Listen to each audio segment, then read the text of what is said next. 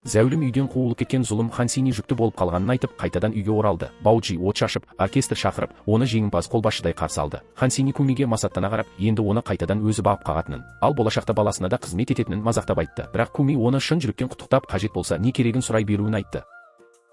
Радживтің көңілі түсіп қалды, ал Куми оны жұбатып, ерте ме кеш пе екеуінің де өз балалары болатынын айтты. Хансини жүгіріп келіп, Раджив екеуі сатып алған бесікті өзіне әкетпек болды. Раджив ашуға булығып, менің бөлмеме неге кіріп, менің затымды аласың деп қарсы шықты. Хансини жалма жан ішім ауырып тұр деп жалған жыламсырағанда, Раджив амалсыз қалды. Сандживтің ішіндегі күй одан да қатты болды. Ол Хансиниді қабылдағысы келмейтін. Бірақ Хансини олардың баласын көтеріп жүрмін деген соң, Санджив те жауапсыз қала алмайды. Раджив оған бала кінәсіз. Ертең оның кішкентай қолы саған тисе, сен міндетті түрде оны жақсы көріп кетесің деп ақыл айтты. Санджив бұған ойланып көрді де, Хансиниді отбасы дәрігеріне апарып, баланың денсаулығын тексермек болды. Хансини тіксініп қалды, себебі оның жүктілігі жалған еді. Мұның бәрін оған өгей енесі үйреткен. Өгей енесі өз ұлын мұрагер еткісі келетін. Егер Куми Радживтің баласын шын көтеріп қалса, оның жоспары өзінен өзі күйрейді. Сол себепті ол Хансинимен бірігіп, осы қойылымды ойлап тапқан еді. Хансини дайындаламын деп сылтау айтып, өгей енесіне барып, тағы жол сұрады. Екеуі бірігіп тағы да жүкті келіншектің жүрегі айнып тұр деген қойылым ойнап шықты. Өгей енесі Хансинидің денесі әлсіз, жиі тексеріле беруге жарамайды. Сәл тұрақталған соң барып тексеруге болады деп шығарып салды. Санджив бұл өтірікке сеніп қалды. Осы кезде апайы, ағайы және Раджив белгісіз бір адамнан қоңырау алды. Ол телефонда апайының күйеуі кезінде жанжалдан емес, у беріліп өлгенін,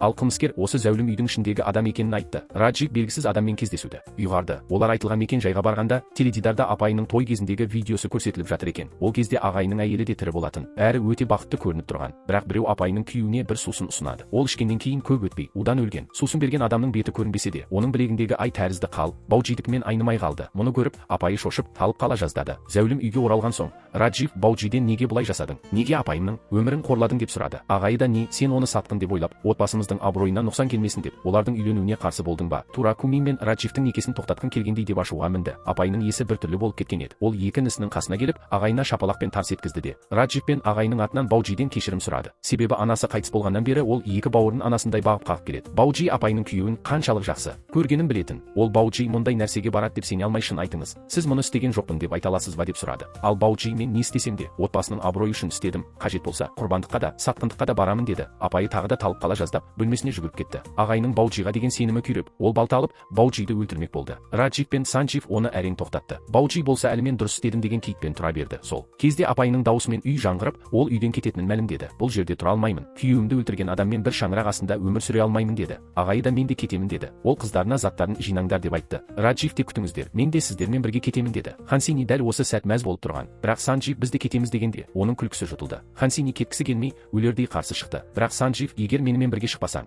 біз енді жұбай емеспіз, сенің балаң да зәулім үйде бізге қатысы болмайды деп кесіп айтты. Бәрі дайындалып, заттарын жинап болғанда, Куми есікті жауып тастап, ешкімді шығармады. Бір отбасын құру оңай емес, егер бәрін кетсеңдер, бұл зәулім үй енді ешқашан үй болмай қалады. Мен отбасымыздың бас билеушісі ретінде айтамын. Апайының күйеуін өлтірген адам міндетті түрде жазасын алады. Бірақ кінә дәлелденбейінше ешкім бұл үйден шықпайды деді. Ол жерге қызыл сызық сызып, бұл үй шекара сызығы. Бауджи отбасына тағы да зиян келтірмесін десек, бәріміз осы сызықтан аспай тұрайық. Бауджи да өз жағында қалсын, деді. Бауджи оған сен кімсің өзі? Неге мен саған бағынуым керек деп қызыл сызықтан аттап өтпек болды. Раджив оны тоқтатты. Апайы, ағайы, тіпті Хансини мен өгей енесі де қол ұстасып, Бауджиді сызықтан өткізбей қарсы тұрды. Бауджи жалғыз қалды. Ол бөлмесіне барып, ішімдік ішіп отырып, сынған стаканға аяғын жаралап алды. Ол қанша айқайласа да ешкім келіп көмектеспеді. Куми оның жағдайына жаны ашып, дәрі қобдишасын алып бармақ болды. Сол кезде ол Бауджидің әкесінің суретіне қарап, мен түрмеге барсам да өлсем де апайының күйеуінің өлімінің шындығын айтпаймын, әкемнің абыройын қорғамай тынбаймын деп сөйлеп отырғанын естіді. Куми содан соң бәлкім апайының күйеуін өлтірген Бауджи емес, оның әкесі шығар деп ойлады.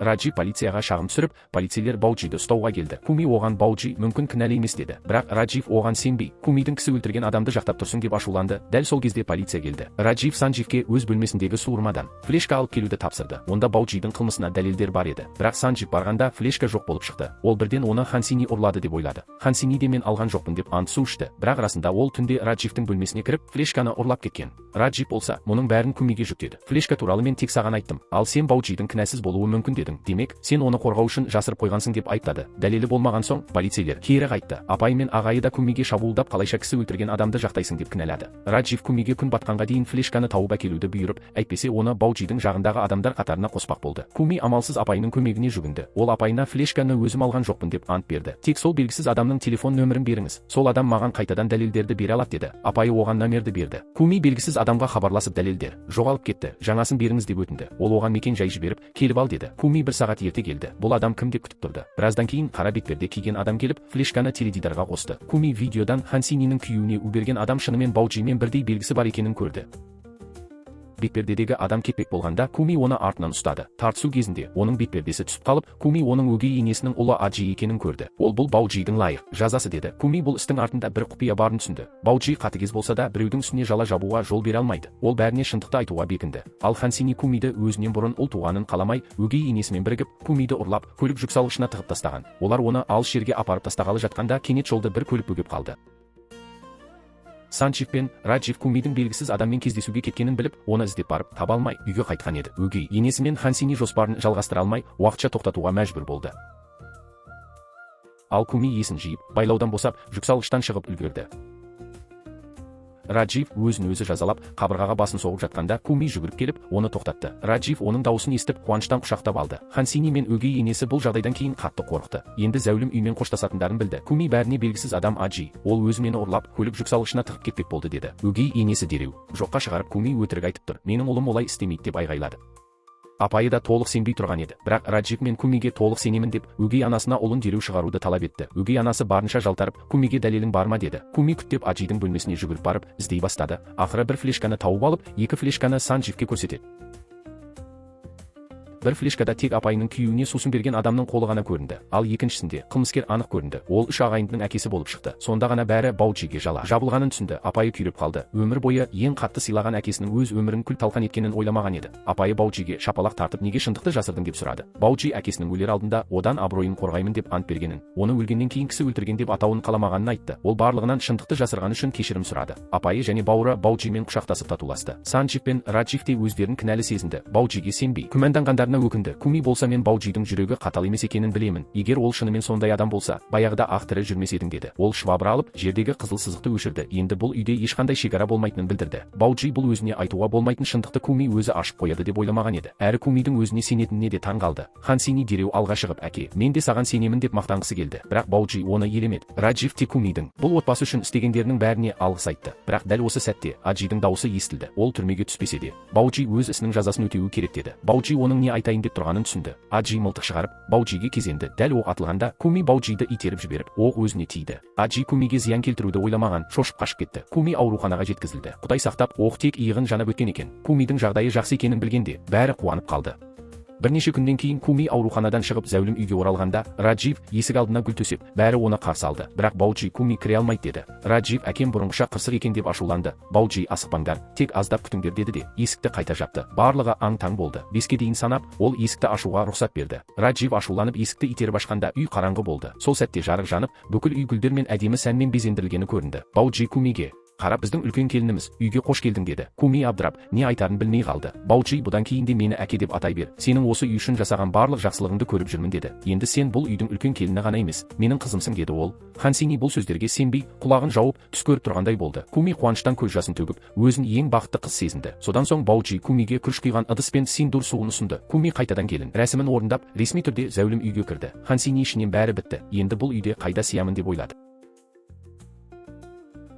Ол Баужиге барып, сен Кумиге бағындың ба деп сұрады. Баужи одан, сен менің өзгергеніме шынымен сенесің бе деп қарсы сұрақ қойды. Осыдан кейін Хансини тынышталды. Сенің ойының расымен күшті екен, мені алдадың деді. Баужи басқа амал болмады. Бұлай жасамасам, бұл отбасы маған қалай қайта сенеді? Уайымдама, олар аз уақыт осы тату көріністің қызығын көрсін деді. Қалай болса да, сен жүкті емессің бе? Кумиден бұрын мұрагер туасың деді. Хансинидің өз уайымы бар еді. Жағдайды қалай жабарын білмеді. Екі немере қарындасы Кумиді әдемілеп киіндіріп, оны Радживпен бірге балконда шам жарығы жағылған кешкі ас пен жаңа төсекті дайындап қойды. Алғашында екеуі тәтті уақыт өткізіп отырған еді. Бірақ Радживтің басы кенеттен қатты ауырып кетті. Куми оны ауруханаға апармақ болды. Бірақ Раджив қарсы болды. Олар бөлмеге қайта оралып, Куми ән айтып, Радживті тыныштандырып, түні бойы қарады. Ертесі Хансини оған жаңа нөмірде алып берді. Ол Аджиді одан сайын арандату үшін анаңды Баужи мен Раджив үйден қамап отыр деп өтірік айтты. Аджи онсыз да Радживтің өзінің орнын тартып алғанына өш екенін айтып, енді Радживті де өлтіруге бел буды. Хансини Радживтер үйден шыққанын көре сала, Аджиге дереу хабарласып мүмкіндік келді. Раджив пен Санчив дәрігерді күтіп кеңседе отыр деді. Куми дәретханаға бара жатқанда бір жұмысшыны көрді. берді, таныс болып көрінді. Артынша оның Аджи екенін түсінгенде, Раджив әлдеқашан Аджиге тексеру деген сылтаумен ертіп кеткен еді. Олар аурухананы түгел шарлап, Радживті іздей бастады. Аджи Радживті мәйітханаға апарып, ес-түссіз тұрғанын пайдаланып оған ине салды да, оны мәйітке арналған тоңазытқышқа тығып қойды. Куми дыбыстар шыққан қабатқа жетіп, тықылдаған дыбысты естіді. Оның Раджив екенін түсінді. Ол мәйітхананы тауып, тоңазытқышта әбден тоңып қалған Радживті шығарып алды. Дәрігер тағы бірнеше минут кешіксеңдер, Раджив уланғаннан өліп қалатын еді деді. Содан соң дәрігер оның бас ауруына тексеру жүргізіп, нәтижесін көргенде таң қалды. Радживтің көру жүйесі қалпына келіп, көздің қасаң қабығын ауыстыруға толық жарайтынын айтты. Яғни Раджив қайтадан көре алатын болды. Бірақ оның бас ауруы жиілеп, жағдайы қауіпті бола бастағандықтан 2 күн ішінде ота жасалуы керек еді. Бауджи барлық байланысын салып жүріп, донор тауып берді. Бірақ Хансини бұл жаңалықты Аджиге жеткізіп қойды. Екеуі дәрігердің кабинетіне кіріп, донор туралы ақпаратты жасырын көрді. Кездейсоқ сәйкестікпен донордың анасы Бауджиге қарғыс айтқан әйел болып шықты. Ол донордың көзін Радживке береді дегенді естігенде дереу бас тартты. Бірақ Кумидің жылап, қиналғанын көргенде жүрегі жібіп кетті. Әйел Кумиге менің келіспеуімнің себебі Бауджи қызымды мүгедек еткен қылмыскерді қорғап, әділетсіздік жасаған. Қызымның таяқ жегенін біле тұра, қызметін пайдаланып, кінәліні жазадан құтқарған. Егер ол сол шешімін бұзып, қызымның намысын қорғаса, ғана көзді беруге келісемін деді. Куми бұл хабарды Бауджиге жеткізді. Бірақ Бауджи абырой үшін қателігін мойындағысы келмеді. Куми Радживтің жарықты көру мүмкіндігін жоғалтқысы келмей, көз донор табылмаған соң, өзі көзін бермек болып, донорлыққа келісім қағазын толтырды. Өзін құрбан етуге дайын болды. Ауруханадан кетіп бара жатқанда дәрігер оған сүйінші хабар айтты. Әлгі әйел донорлыққа қайта келісіпті. Сөйтсе, Бауджи намысты ысырып қойып, теледидар алдында қыздың ісін қайта қарайтынын, әділеттілік орнататынын жариялапты. Ота сәтті өтіп, Раджив көру қабілетін қайта алды. Бірақ көзін ашқан бірінші сәтте ол Хансиниді көріп, оны өз әйелі деп ойлады. Апайы оны ескерткенде ғана Раджив қасында тұрған Кумидің қара, ұсқынсыз түрін көріп, аңтарылып қалды. Куми әлі де қуаныштан шаттанып, Радживтің көз ашқанын тойлап тұрғандықтан, Радживтің жанарындағы қапалы көзқарасты байқамады. Ал Хансини ішінен қуанып, Радживтің алдына шығып, еркелеп, өзін жақсы түсінетінін айтып, жағалай берді. Куми әрқашан осындай ұсқынсыз. Оны алғаш көрген адам қорқып кетеді. Бауджи де сол үшін оны үйге кіргізгісі келмеді деді Хансини. Санджив, сен неге мұндай сөз айтасың деп ашуланды. Бірақ Хансини, мен тек шындықты айтып тұрмын деді. Санджив ашумен оны ұрмақ болғанда, Раджив оны тоқтатты. Раджив Сандживге қыз баланы ұруға болмайды деп айыптады. Санджив не дерін білмей, Хансиниді тексеруге апармақ болды. Расымен жүкті ме, жоқ па, анықтау үшін. Хансини сылтау тауып жалтарды. Бірақ өзін жалған жүкті екені тез әшкере болады деп білген соң, өгей енесімен бірігіп тағы бір ойын қойды. Полицияны ертіп келіп, Санджив оны ұрып, түсік тастатты деп жалған айып тақты. Санджив ашуға булығып, Хансинидің өзін осылай жала жабады деп мүлде ойламаған еді. Хансини дереу жалған жылап, Санджив маған үнемі айқайлайды. Мен күнде қорқынышпен өмір сүріп жүрмін. Сандживті тезірек ұстап әкетіңдер деп айқай салды. Полиция қызметкері оны тұтқындамақ болғанда, Бауджи ағайын шақырып, оны бір шетке алып кетуді ишаралап, Хансиниден шағымын қайтарып алуын сұрады. Бірақ Хансини қайтарып аламын, бірақ бір шартым бар. Сандживпен ажырасамын деді. Полиция қызметкері тағы да Сандживті алып кетпек болғанда, Бауджи амалсыздан бұл шартқа келісті. Сол сәтте Хансини біз тек ерлі зайыпты ретінде келісіп қалдық деп өзгере салды. Оның бар ойы Радживке тұрмысқа шығу еді. Раджив көзі көрген соң, асыққан күйде мотоциклге мініп, бұрынғы достарымен кездесуге кетті. Куми оны түнімен күтті. Оны мас күйінде үйге әзер келгенде көріп, қолына су ұстатып еді. Раджив Кумиге мүлде қарамай, бөлмесіне кіріп кетті. Куми оның осы суық мінезін сезгенімен, өзін жұбатып, Раджив менің түріме үйрене алмай жүр деп ойлады. Хансини қайта сәнденіп, Раджив мені көргенде міндетті түрде тамсанады деп ойлады. Санджив оны ұятсыз деп сөгіп, ажырасу қағазы дайын болған соң зәулім үйден қуатынын айтты. Хансини оның осы сөзінің бәрін таспаға жазып алып, ажырасам да бұл үйден кетпеймін. Егер бұл жазбаны сыртқа шығарсам, адамдар менің жылаған күйімді көріп, сенің сөздеріңді естіп, осы әулетті қалай бағалар екен деп Сандживті қорқытты. Санджив оған қарсы сөйлемек болғанда, Бауджи тоқтатып, Хансини бұл жерде қала береді. Оның қандай айла қолданғаны мен үшін маңызды емес, мен тек өз абыройымды ойлаймын деді. Куми бұрынғыша Радживті жанындай бағып жүрсе де, Раджив оған суық. Тіпті достарының алдында Куми туралы сөз қозғауға ұялды. Оны ұсқынсыз деп көрді. Ал Хансиниді көргенде жылы жымиып, жұмсақ сөйлеп тұратын. Хансинидің жоспары сәтімен жүзеге асып жатқандай болды. Бауджи баг алдында қыздың ісін қайта қарайтынын айтты. Бұған дейін қылмысты жасырып келген Киран бұған қатты ашуланды. Өйткені оның Бауджимен арасындағы келісім өзара пайдаға негізделген еді. Егер шынымен қайта қозғасаң, отбасыңмен бірге құртып жіберемін деп қоқан-лоққы жасады. Аджи де Киран жағына ауысып, қыздың ісін қайта тексермек болған әйелді барымталап әкетпек болды. Мұны Раджив көріп қалып, әйелді қорғаймын деп Аджимен төбелесіп қалды. Аджи ашумен, Раджив, сен ұятсызсың. Куми сенің көзіңді емдетіп, бәрін жасағанда сен күнде қыдырып, оны елемейсің деп айқайлады. Раджив оған үнін өшіруді бұйырды. Аджи болса, мен Куми емеспін. Сенің ашуыңа бас имеймін. Куми болмаса сенің өмірің қоқысқа айналар еді. Сен оған түкке тұрмайтын адамсың деді. Раджив ашуға булығып, Аджимен қайта төбелесіп қалды. Киран адамдары келіп, Аджиді алып кетті. Үйге қайтқан Раджив Кумиге қарағанда жүрегі сыздап кетті. Ертеңіне оның достары келіп, құда түсу тойына шақырды. Әйелімен келуді өтінді. Раджив болса, әйелім дүкенге кеткен деп өтірік айтты. Мұны естіген Куми қатты мұңайды. Ол Радживтің өміріне сіңіп, оның достарымен танысуды қатты армандаған еді. Куми Радживке бірге баруды өтінді. Раджив оның үмітке толы жүзіне қарап, жоқ деп айта алмай, амалсыз келісті. Куми қатты қуанып, бұл жаңалықты апайына айтты. Апайы оны әдемілеп дайындап берді. Раджив хабарласып, жүргізуші келіп тікелей алып кететінін жазды. Куми кешке қарай шыққанда, Хансини оны тоқтатып, жиен сіңілің үйден тығылып, интернеттен танысқан біреумен кездесуге кетіпті деді. Куми шошып, жүргізушіні дереу артынан жібереді. Ал Раджив тойда мазасызданып, достары Кумиге күлетін шығар деп қорықты. Сол кезде біреу Радживтің әйелі келді деп айқайлады. Бәрі сыртқа шықса, сәнденіп келген Хансини, жиналғандардың бәрі оның сұлулығына тамсанып, Радживтің таңдауы мықты екен деп мақтады. Раджив Хансини не істеп жүргенін түсінбей, бәрін түсіндірмек болғанда, Хансини сөзін бөліп жіберді. Айналасындағылар екеуін биге шақырып, Хансини Радживті қолынан ұстап сахнаға ертіп шықты. Куми сені сыйламайды, келемін деп алып келмеді. Мен тек оның абыройын сақтап қалуға көмектестім деді Раджив. Бірақ сен бауырымның әйелі емесің бе дегенде, Хансини, жақында болмаймын. Бауырың менімен ажырасады. Ол мені ешқашан сүймеген деп сендірді. Раджив соған сеніп қалды. Куми немере қарындасын тауып алып, асығыс тойға қарай жүгірді.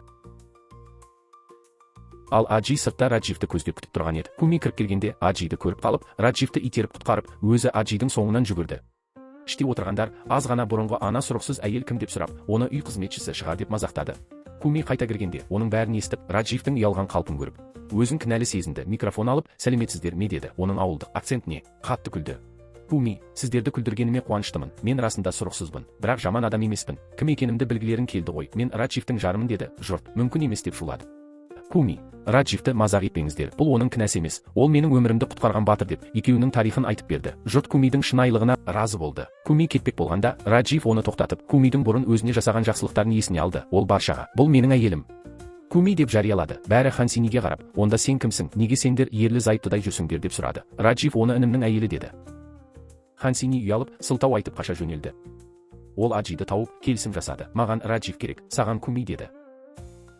Раджив мен Куми үйге оралды. Бірақ болған оқиғалардан кейін өзін кінәлі сезінсе де, Кумидің түріне қараған сайын тағы да мұңайып қалды. Интернетте Кумидің түрін мазақтап, Радживтің осындай әйелге үйленгенін күлкі қылып жатты. Куми бұларды білмей, шаттанып, Радживке шам жарығындағы кешкі ас дайындап, оны балконға күтіп отырды. Сол кезде Хансини Радживке хабарласып, жолда қарақшыларға ұшырадым деп жалған айтқан соң, Раджив мотоциклге мініп дереу кетті. Куми оның мотоцикл дауысын естіп, бірнеше рет шақырса да жауап ала алмады. Раджив айтқан жерге жеткенде, Хансини суға түсіп жатқан болып, ол дереу секіріп құтқарды. Хансини есін жиып, оны құшақтағандай болды. Мұның бәрін Аджи суретке түсіріп алып, сол суретті Кумиге жеткізді.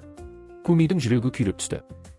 Раджив пен Хансини түнді сыртта өткізді. Хансини Радживтің жүрегін баурап алу үшін бар айласын салып, Сандживті жаман адам қылып көрсетуге тырысты. Мен бастапқыда Радживке тиюім керек еді. Мені Санджив сұлулығым үшін тартып алған деп жалған айтты.